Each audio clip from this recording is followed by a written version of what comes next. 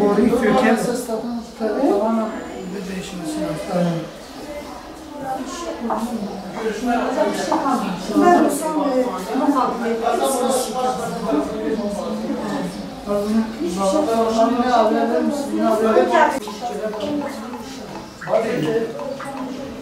Bu mermer tarafı bir ulaşım yani ulaşım.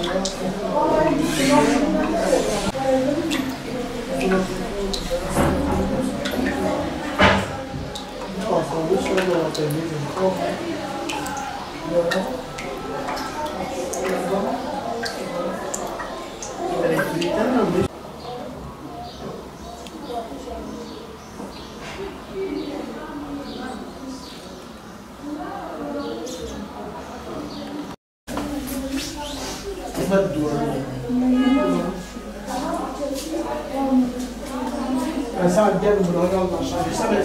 Ne yapalım? Mesela o eşyaları alın. Kalıbı geliyor aşağıya. Tamam. Alsınlar ya aşağıya. Alın bir aşağıda bir getirsin onları alsın.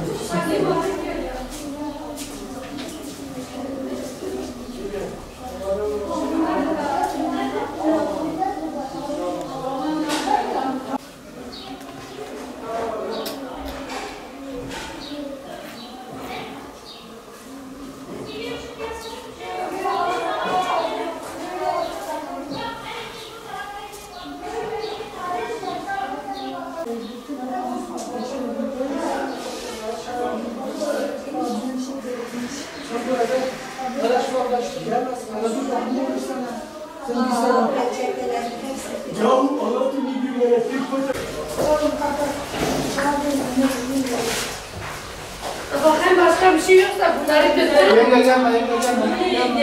Fotoğraf çekiyordunuz. Yenge gelme. Fotoğraf çekiyordunuz.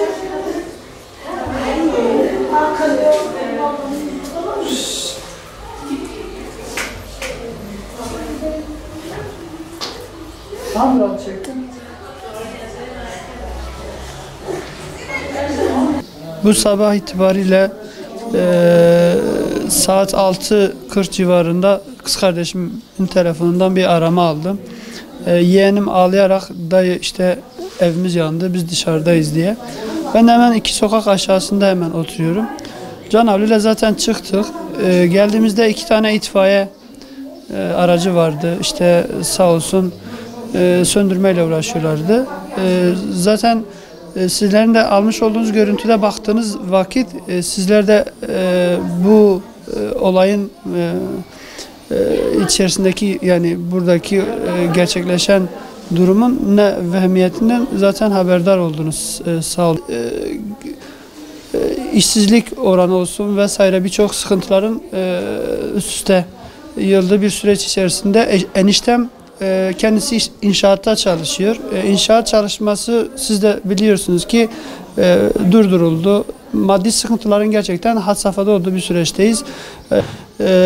Yangının çıkış sebebine gelecek olursak kız kardeşim diyor ki hani takdir ilahidir. Elbette ki bela ve musibetler, kazalar Rabbimizin yazmış olduğu çizgiler doğrusunda olur. Bizler bir planlar çizeriz ama bazı planlar bizim istediğimiz gibi gerçekleşmez.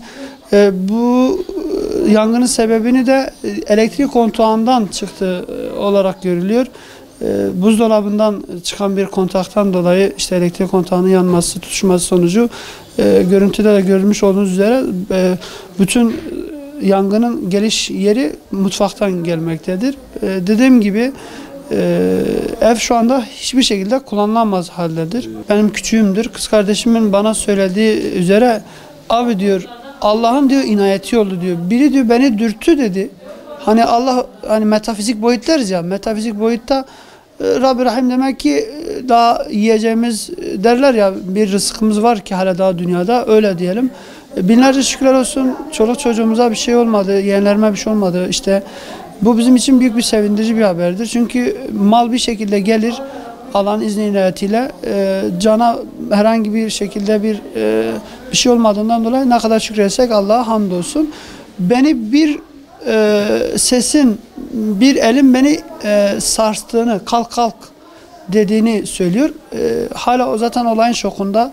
Bizler de tabii olayın şokundayız ama bizzat onlar olayın etkisinde kaldığı için onları bir şekilde psikolojikmen onlara destek olmaya çalışıyoruz. Ama dediğim gibi bazı olayların hem maddi hem manevi boyutları söz konusudur. Burada biz eğer yapılabiliyorsa yetkililerden maddi boyutuyla bizlere dediğim gibi, başta da belirttiğim gibi yaramıza bir merhem sürme adına, bir şekilde bir destek olma adına bu zorlu süreçte bizlerin yanında olduklarını görürsek bu yönüyle biz en azından bir nebze de olsa mutlu oluruz yani. Biz dediğim gibi başta da belirttim, 2 sokak aşağısında oturduğum için burada elektrik Bağlar ilçesinde şu anda kalıyoruz. Sürekli mesela biz TEDAŞ'ı aradığımız zaman Bağlar işte bilmem şu mahallede elektrik çalışması vesaire bu şekilde gelgitler oluyor. Özellikle zaten bu saatlerde özellikle 5 ve 9 saat 5 ve 9 aralarında 10 aralarında bu sabaha karşı bu şekilde elektrik kesintileri sürekli karşılaşmaktayız. Yani bunu bütün halkımız, bütün herkes biliyor. Başta onlar da zaten işte böyle bir çalışma olduğunu sesli 184 herhalde elektrik şeyi aradığımızda sürekli böyle bir sesli yanıt şekilde bize mesaj veriliyor. Başta da belirttiğim gibi binlerce şükürler yani çocuklara veya işte kardeşim olsun aileden herhangi birine bir şey olmadı. Bu şekilde. Kardeşimin 4 tane çocuğu var. 2 erkek 2 kız çocuğu olmak üzere. Eniştemiz çalışmıyor. Maddi durumu gerçekten sıkıntılı ve bu süreçte kalabilecek, barınabilecek herhangi bir evi, herhangi bir yeri yok. Yani dediğim gibi görüntülerde, videolarda ve görüntüde sizler de izleyeceksiniz ki bu ev kesinlikle kullanılmaz bir haldedir.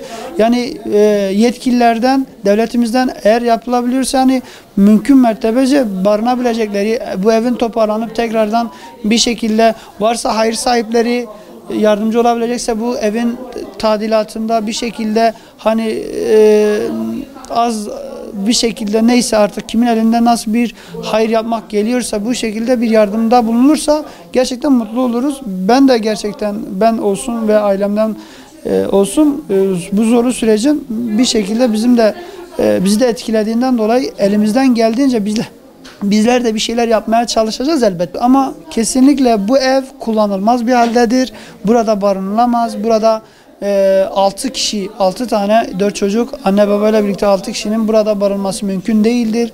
Bu konuda gerek barınma olsun, gerek de bu evin tadilatı olsun, bu evin toparlanması açısından hayır sahiplerinden, yetkililerden, devletimizden bu şekilde bir destek bekliyoruz, bir yardım bekliyoruz.